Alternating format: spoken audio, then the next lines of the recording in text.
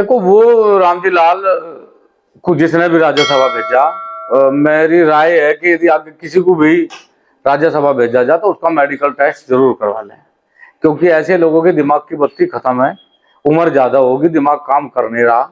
इसलिए वो क्या कह रहे, उन्हें यही नहीं पता कि देश में हो क्या रहा, देश में बेरोजगारी कितनी है, किसान त्राही माम कर रहा है, इस चीजों पर वो चर्चा नहीं कर सकते। तो वो सुनियोजित तरीके से फिर महापुरुषों को टारगेट करेंगे।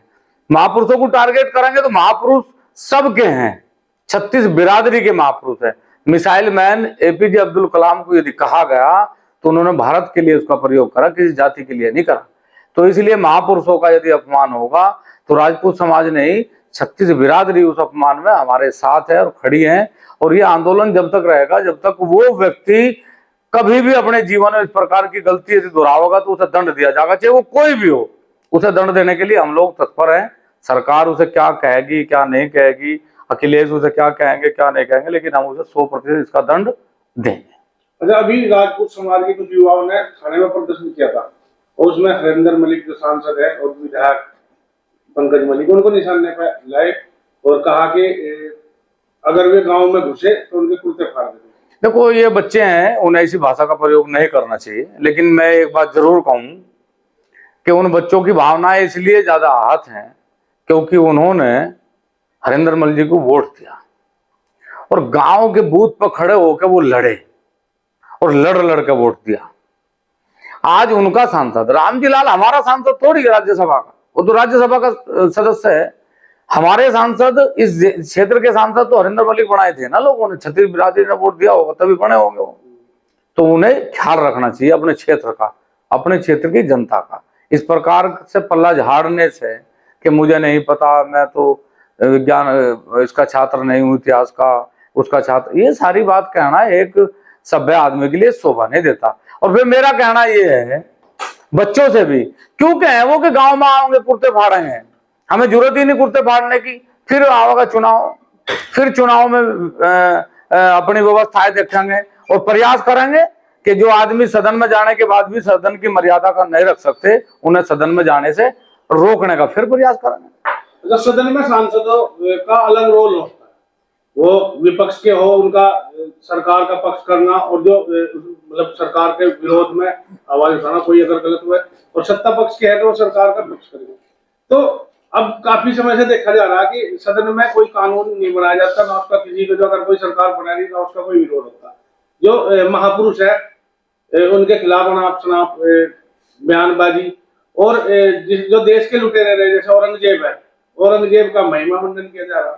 देखो मैं मलिक साहब फिर कह रहा है इस बात को कि जब आप अनपढ़ गंवार बुद्धिहीन लोगों को सदन में भेजोगे, जब सदन में जाने वाला व्यक्ति ही समाजवादी का है, सदन में जाने वाला सांसद ही भाजपा का है, तो फिर वो देश की बात क्यों करेगा? अगर वो भारत का सांसद है, वो मुजफ्फरनगर का सांसद है, वो कैराने का सांसद है, वो सहारनपुर का सांसद है, वो भारत की जनता ने चुन कर भेजा, तभी तो भारत की बात करेगा ना। अब वो तो इसलिए समाजवादी की बात कर रहा, इसलिए भाजपा की बात कर रहा, क्योंकि वो ये मानता है कि मैं भाजपा का सांसद हूं, और इसीलिए राजनीति गंदी होगी। क्योंकि जब भी कभी लोग पार्टी का सांसद बन के सदन में बोलेंगे तो हमेशा महिमा मंडन करेंगे पार्टी का।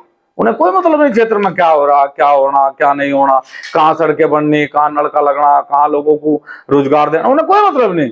उन्हें तो सिर्फ बहुत अच्छा उनके पास मुद्दा है कि मुझे माननीय अखिलेश जी ने, तो मैं तो अपने नेताजी की बात करूंगा, मैं तो समाजवादी की नीतियों की बात करूंगा। क्या नीति है समाजवादी की, क्या नीति है भाजपा की? आप सदन में गए तो क्या सदन में जाने के बाद आप भूल गए कि 14 दिन का गन्ने, 14 मिलों ने बजाज की गन्ने का भुगतान नहीं करा? चर्चा नहीं करनी चाहिए, आप चर्चा नहीं करेंगे। वहां चर्चा होगी औरंगजेब पे, बाबर पे, हुमायूं पे, वहां महाराणा प्रताप पे, अशफाकुल्ला खां। अरे भाई, महापुरुषों के इतिहास में जो लोग लड़े इस देश की आन बान शान को बचाने के लिए, उसका ऋण नहीं उतार सकते हम लोग। 11 पीढ़ी लड़ी महाराणा प्रताप से लगा के राणा सांगा महाराजा उदय सिंह तक 11 पीढ़ियां लड़ी। आपका नाम यदि आज रामजी लाल है ना, तो ये उन्हीं महापुरुषों की देन है। तो हमारा निवेदन है इस देश की जनता से, सरकारों से हमारा कोई निवेदन नहीं, नेताओं पेताओं से हमारा कोई निवेदन नहीं, देश की जनता से हमारा निवेदन है कि ऐसे लोगों के खिलाफ सब खड़े हों चाहे वो किसी जाति, किसी धर्म, किसी मजहब का, यदि वो किसी महापुरुष पर टिप्पणी करता है, वो सदन में जाके हम लोगों के पक्ष में बोलता नहीं, वो किसानों के मुद्दे नहीं रखता, बेरोजगारी के मुद्दे नहीं रखता, सुरक्षा का मुद्दा नहीं रखता, चिकित्सा का मुद्दा नहीं रखता, तो ऐसे लोगों का गिरेबान पकड़ के उनसे जवाबदेही जनता को लेनी पड़ेगी। अच्छा, मुख्य विपक्षी दल है समाजवादी पार्टी, उनका जो राष्ट्रीय अध्यक्ष है अखिलेश यादव, वो भी किसानों की बात इस समय नहीं कर रहे, लेकिन उत्तर प्रदेश की गौशाला से बदबू से गाड़ी शुरू हो गई।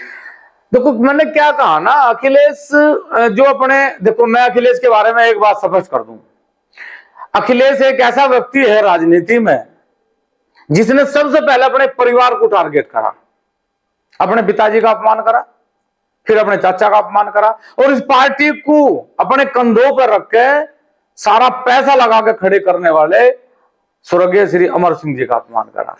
यार, जिस परिवार में अपने परिवार का सम्मान नहीं है, अपने परिवार के बड़ों का सम्मान नहीं है, वो व्यक्ति कभी देश का सम्मान नहीं कर सकता, नहीं कर सकता, नहीं कर सकता। इसलिए देश की जनता से हमारा निवेदन है कि चाहे वो अखिलेश हो, चाहे वो हरेंद्र मलिक जी हो, चाहे वो रामजी लाल हो, कोई भी हो, यदि वो देश के मुद्दों पर चर्चा नहीं करते तो ऐसे लोगों का सामाजिक और राजनीतिक बहिष्कार करना चाहिए।